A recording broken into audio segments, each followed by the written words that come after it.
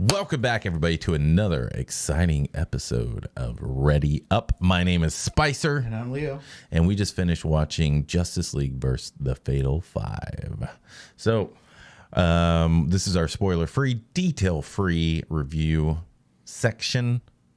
Then we will be talking about spoilers, and it'll be clearly marked for your safety.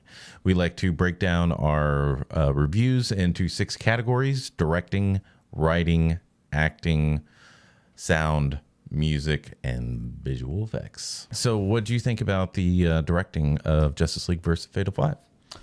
Overall, I think it was very serviceable. It seems at this point it's a well-oiled machine. They know what they're doing. It's very familiar. But also, it's not their best work. It's far from perfect. I think it's just serviceable, where it does what it's supposed to do, but it's nothing amazing. Yeah, I would agree. The directing was serviceable. There was some cool scenes in there, but definitely not their best directorial effort so far. In terms of writing, I really liked the ending. The first half was kind of boring. It was kind of, I guess setting up the new characters that they're introducing and kind of like the rules and the timeline and all that. But after that, it starts getting better and better and better. So, but the resolutions, I was super happy with. What about you? I think writing-wise, the plot pacing and the stuff, especially in the beginning, I would agree with you. It felt very jumbled, especially in the middle act of the movie. Somewhat came together in the third act, but overall, I think it felt a little bit jumbled from memory. It was a little bit hard to follow and keep track of what's going on. Not that it was like overly complicated. It's just something in the pacing wasn't super organic. Yeah. Yeah. So. Okay. So what do you think about the acting, voice acting? Voice acting, I think, was a good job. I love that it brought, the good old voices. I'm pretty sure that was Kevin Conroy as Batman. We got, I keep forgetting the Superman guy name. I think it was him, though, right? Yeah, it's the same one. It's a guy from Wings. It was an old TV show. Was it James Delroy or something like it? James Delaney or? I'm not sure. Something like that. Yeah, but if you know, put it down in the chat. Please do. Mm-hmm. And yeah, I love hearing Kevin Conroy always. Overall, I think they did a good job with the scenes that they were in, what they were trying to do. A lot of it was kind of like same old, nothing new, but not necessarily in a bad way. With the writing and directing, with the writing and acting, there were a couple of funny moments and unexpected moments in terms of writing that were not used for this iteration of Justice League, or not used to hear that kind of stuff from them, like this kind of light humor, which I enjoyed for the most part. There was a lot of witty banter, which I'm all in for in general. But other than that, nothing super mind blowing. I think you mentioned that earlier. There was a little bit of a power level consistency issue that stems from the writing, and it was just kind of like for the plot to kind of get from point A to point B, like that'll happen, and then okay, and the voice acting for me was great. I always liked Kevin Conroy as Batman. He's wonderful as that. The Superman was great. Wonder Woman, they always switch that voice actor. Usually it's we're so horrible with names. She was in Daredevil. She was the nurse. Rose, what was her name? I don't know, but she's usually she was in Sin City. I forgot her name. Put it in the chat. But she usually does the Wonder Woman voice, and she's really good at it. And but this time it's switched up, so it was a little jarring. But other than that, everybody else did a really good job. I like the villains' voices. I like the heroes' voices, and standard DC animated movie voice acting for sure. Okay. In terms of sound, what did you think about the sound? Sound, I would say probably a lot like the other thing was basically serviceable. It wasn't nothing really stood out in a bad way. It was just kind of there, the same old effects, the same old. It's another Justice League episode, basically. Yeah, it's fine. Yeah, I would agree. And the music, now that's something that I have. Usually we say it's serviceable and it was fine, but there were some parts in there where the music did not, like, they were trying too hard, or they were putting like a lot of like distorted guitar, like long chords and stuff like that, and it was just weird. I don't know if they're going for like Queen Flash Gordon type feel of it, but sometimes it really did not work. And I noticed the music, and when I notice music, that sometimes tells me it's either good or bad. So what did you think? Yeah, I would say overall it didn't bother me that much, but I definitely recognize what bothered you, and I would agree that it felt a little forced at a few moments. I felt like they were going for that cinematic universe Gal Gadot, Gal Gadot, those guitar solos, and just that hero theme music that's coming from the cinematic universe, and it felt a little forced at times. I would agree with that, but it didn't bother me so much. Yeah. And so what did you think about the art, the animation? So there were some good and so there was some bad. Definitely, it's very slick, very high def, and I always enjoy that. It wasn't the best animation that I've seen from them ever. It didn't stand out in a positive way, and there are a few errors that bothered me a little bit. That I've from other DC movies and stuff. I've seen better animation, but it's fine. It's serviceable for what it is. So. Yeah. The animation, I like it. I always liked how choppy DC's like animations were sometimes. Like, sure, like I get that, and I really appreciate how economical they are with the time they have, the budget they have, and getting these animations out and getting the story out, and it really helps me. Be able to like analyze and observe that I don't need to put so much detail into everything because it just needs to tell the story, and that's it. You know, it doesn't need to be the most amazing thing ever because in the end, it's just about the story. Yeah. So I like the fight scenes. I think they were also going for that cinematic type tempo. Yeah. With the fight scenes, where they're like getting up and then boom, something would hit them, yes. And that unexpected rhythm, and never giving them a breath and going from one fight to another fight, and I think they handled that very, very, very well. I agree with that 100%. That something that I definitely want to reiterate and support what you said, where the fight scenes and the action felt a level above what I've seen from them in the past. Yes, actually, yeah. It was definitely, like I said, more cinematic, more forceful, more powerful, more action-oriented, martial arts-oriented, even in terms of like breaking the Batman, for sure, for sure.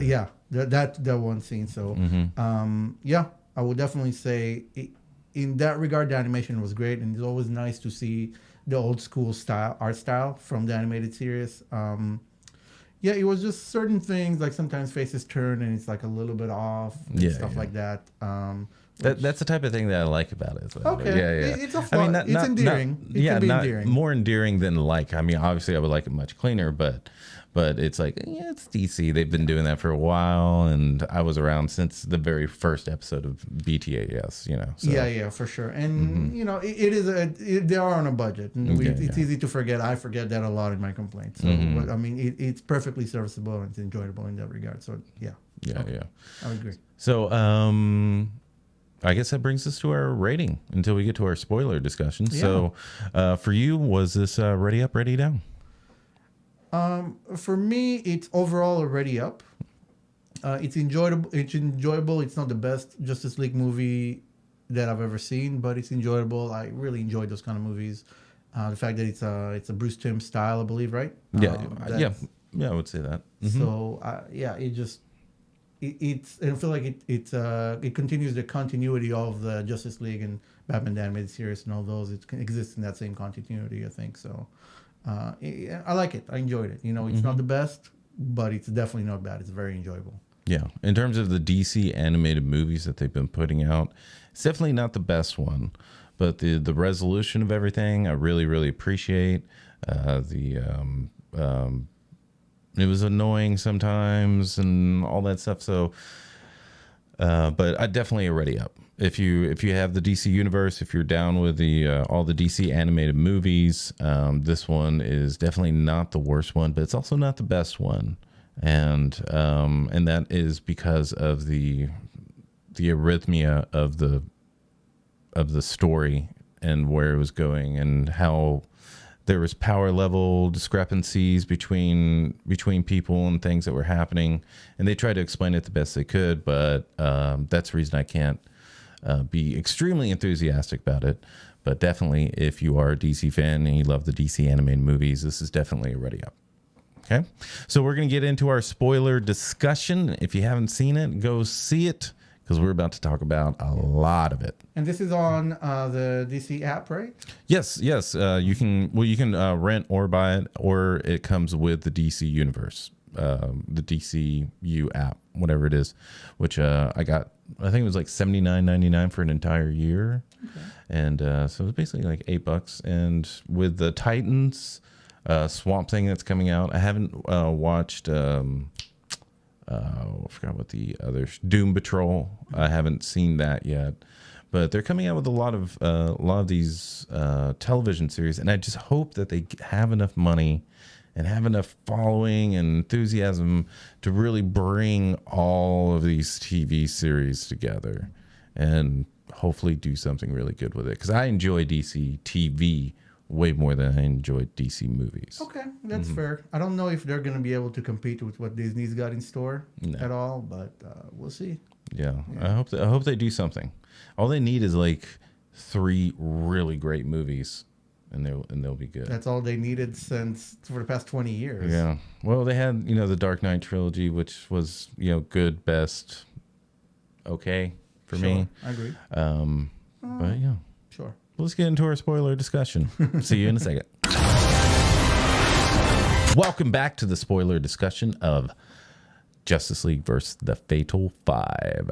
So overall, I didn't like Starboy all the way up till the very end, because basically what's happening is that you have Justice League versus Fatal Five. Starboy and the Fatal Five are coming from a different different time, and they come into our time, and Justice League has to deal with them. Starboy loses his memory because he needs medication to keep his mental stability, and it's spending a lot of time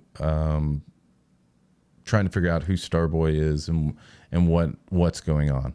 Meanwhile, the Fatal Five are enacting their plan, where they're trying to free 2 of the Fatal Five and harness all the energy from the Green Lantern Corps. And then after that, they fight, and Starboy has to sacrifice himself so that he can keep the sun together, because the Fatal Five sent their weapon towards it, and the sun is basically Exploding. Yeah, exploding, and Starboy has to sacrifice himself because he controls gravity, and he's just basically pulling the sun back together, and with that he has to sacrifice himself. And that's the conclusion. Yeah, and that was really beautiful. I really liked Starboy's sacrifice, and I thought that was worth him being annoying for the rest of the show. What did you think? Yeah, overall, I think it's fine. Like the plot, I mean, it's fine. For me, the thing that really stood out was just the little jokes and a little banter, when Superman gets cut with the axe, and then Batman shows up. What was it that he said? Oh, well, yeah. Superman gets in a fight with one of the Fatal Five, and he has an axe that's like monomolecular. Yeah, or something. Mr. Terrific said that it was sharpened to a nano degree, and so that's the only way that it was able. Yeah, nanoblade, which was the only way that was able to cut Superman. And so he's recovering and everything like that, and Batman comes in and is basically telling everybody what to do, and he's like, Superman, And he's like, yeah, I'm just in a whole lot of pain and healing up. Thanks for asking. And it was just, they had those moments. Yeah, they had a couple of yeah. those. They had a couple of those. Mm-hmm. That stood out for me. The rest not so much. Superman was basically useless the entire movie.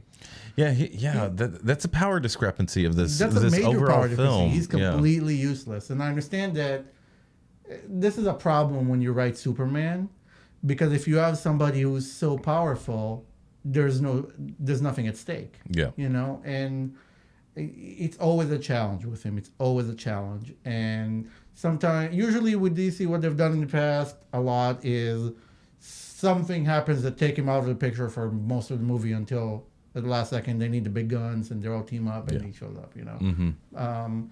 That's sort of what they've been doing, and now they just kind of made him borderline useless. Like, he has not done anything significantly useful in terms of defeating the bad guys. He does help. He saves a couple of people. He lifts a couple of buildings. He does Supermaning, but he as part of the fighting force, he felt like not very powerful, and that's very different. It's not necessarily. It would not have been a bad thing necessarily, but I feel like as much as he helped the plot, they might as well have sent him off to another galaxy with a bunch of the other ones who didn't show up. Just sent him off to do a job somewhere else, or a mission, or a rescue mission somewhere. Yeah. Because he was basically useless for the plot, but they still wanted that big S. Oh, yeah. They wanted him there, but they didn't want him affecting the story, basically, in any way. Yeah. They just wanted him for the views, They wanted a trilogy in there, but... Yeah, because this story is... Yeah. Although this story is involving Starboy's memory and mental stability and all that stuff, this story is really about Jessica Cruz. Yes. Who Absolutely. is, to my knowledge, they are introducing her to us for the first time. And it got kind of dark in terms of her introduction, because they had her hiking with her friends, and then someone's out there that's already killed someone, and he's burying the bodies, yeah. And he they turns them around with bullet holes in their heads. Yeah, it was pretty violent. Graphic for but that. he turns around and he's all in shadow, and it was really scary, because he just turns around and looks directly at her, and you can't see his face or anything, and it was just scary. And then the scene after. Yeah, and then he takes him hostage, and he basically executes her two friends, and she runs away, and then she wakes up. Front of her. Yeah, she wakes up, and that's our introduction to her, which is fitting because she's dealing with a lot of depression and anxiety, and panic. And this was kind of like what this movie was about, was overcoming depression and anxiety and believing in yourself and overcoming odds, our classic superhero type stuff, but it was kind of wrapped up in a unique way in terms of someone with these type of conditions, mental conditions, and overcoming it, which I think... Or coping with them anyway. Yeah, I guess, or accepting them and coping with them. Yeah, no, I think overall it's a very positive message, and her arc and Starboy's arc were, I think, very well constructed. Mm-hmm. It just feels like they did all the work in the movie, to the point where you didn't need the Trinity, the Superman, Batman, Wonder Woman. Yeah, they were there to sell the DVD. Yeah, that's what it feels like. And I feel like it would have been a perfectly adequate movie without them in it. Because then I wouldn't Or just one of them, like Superman or Batman or Wonder Woman or even The Flash. Sure. Just to make the appearance, sure. But all of them being there and being taken out easily, following up by the newbie basically taking out all the baddies with her overpowering might. That was a big discrepancy, and I would have accepted it if maybe it was only one of them, only Wonder Woman, right? Or only Superman, and then he gets overcome, and then the new kids have to take care of the problem. I could see that working, but all of them together, like Wonder Woman definitely had a lot of cool scenes. Batman had a couple. Superman, I felt, was mostly useless. I think Wonder Woman had the best fight scene. I think so. Tie between her and Batman, because that martial arts thing in the beginning, that was like, That was impressive. Yeah, was pretty cool. But I enjoyed overall, it. like the fight in terms of smaller. choreography and like the rhythm of it and everything, and just seeing Wonder Woman kick ass is always cool.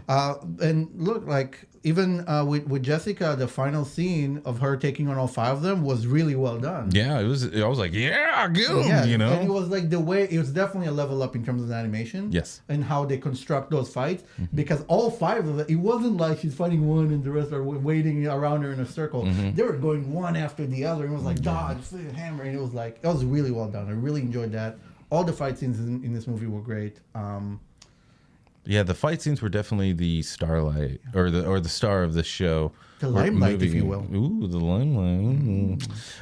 But yeah, they handled it really well. I like the cinematic approach that they're taking to these fight scenes.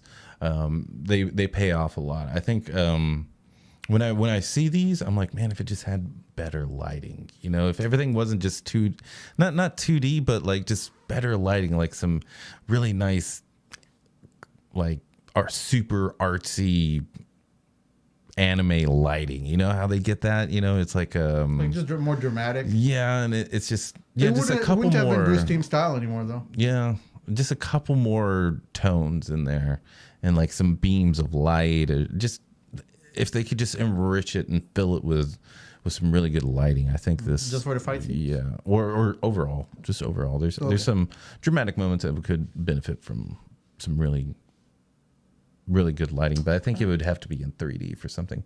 And I kind of want all these cartoons that go into 3D. Like I think that's like the next step.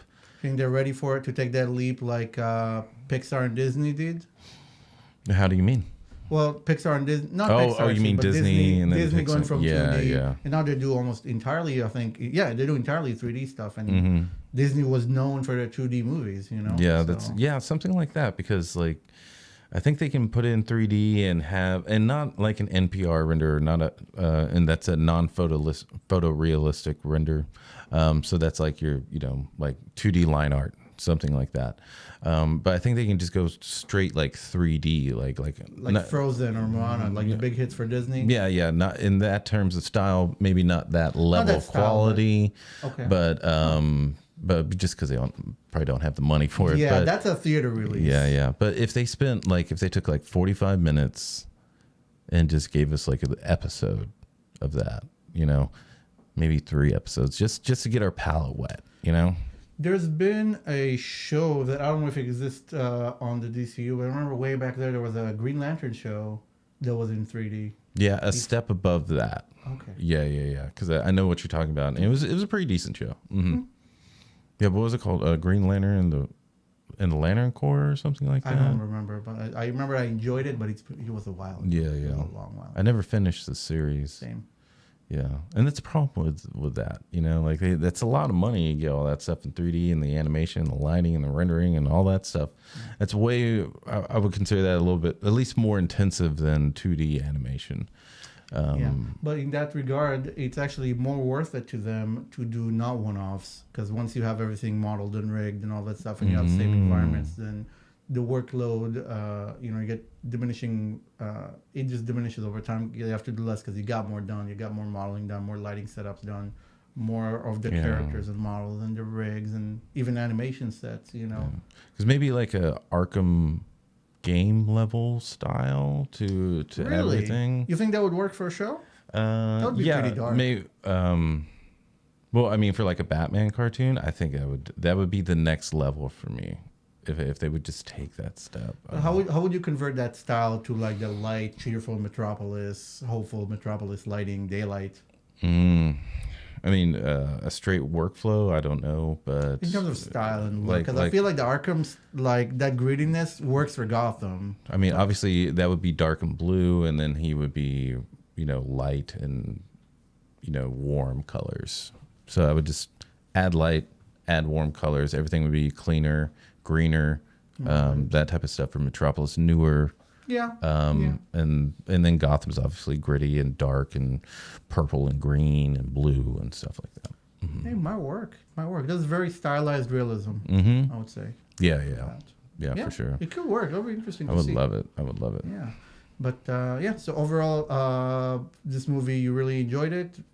Really enjoy. I enjoyed it.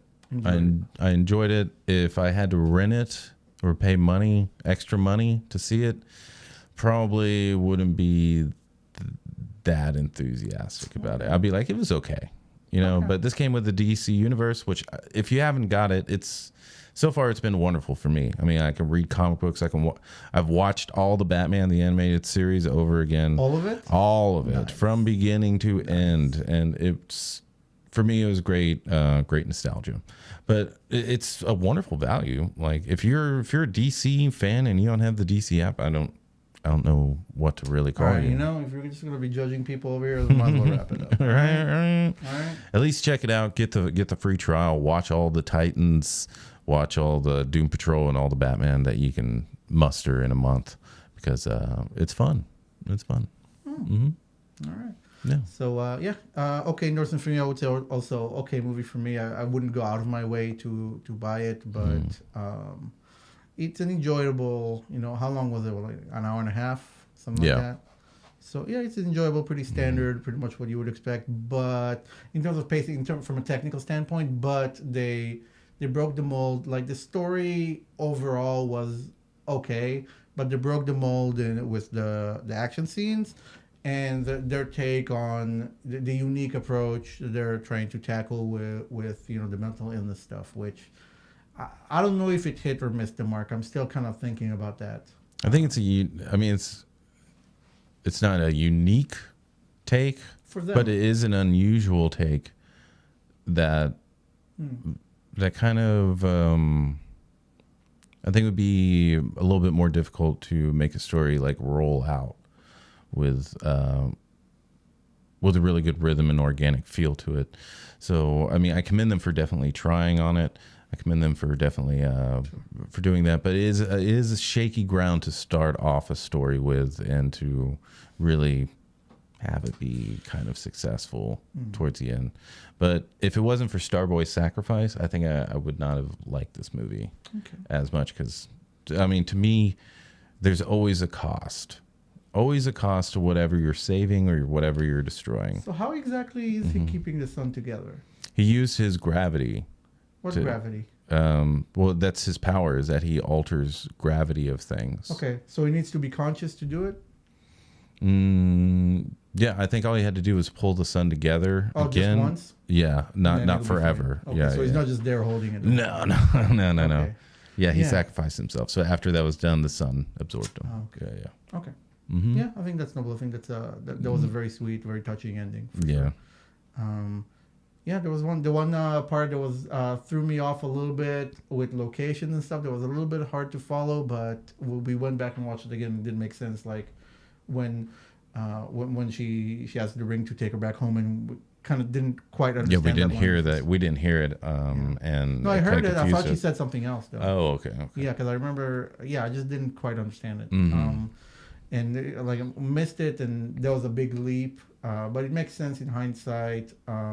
Also, I think they straight up kill Kilowog in this movie, and he's a recurring Green Lantern character. He's in a lot. Yeah, and I think they got rid of the Green Lantern Corps because that eye thing sucked I'm the asking him- energy. Yeah, I'm not sure They so weren't much clear. now. Yeah. Yeah, I don't know if he drained it completely, Or but she said it's just seething with its energy. So right, and also they make a point in the future to mention that the Green Lantern Corps doesn't exist anymore. Mm-hmm. And then when they show up, they're like, "Well, this is doomed anyway. Maybe we're the one to end it, to snuff it out, or something like that." Yeah. Right? And then they go and do this thing, so it's not super clear if it even still exists or not. yeah, because who knows? I don't 'Cause know. if they're just taking some of its power, then why do they go through the trouble of letting us know that it doesn't exist in the future, and maybe they're the ones killing it? I guess because they need. I guess the main villainous power is she absorbs Green Lantern energy. I guess Yeah. with that eye thing, so she needs Maybe. that, and she couldn't do it in the future because they don't exist anymore. I guess, or maybe she's the one who ended up back. I don't know. I don't know. There's some questions and some.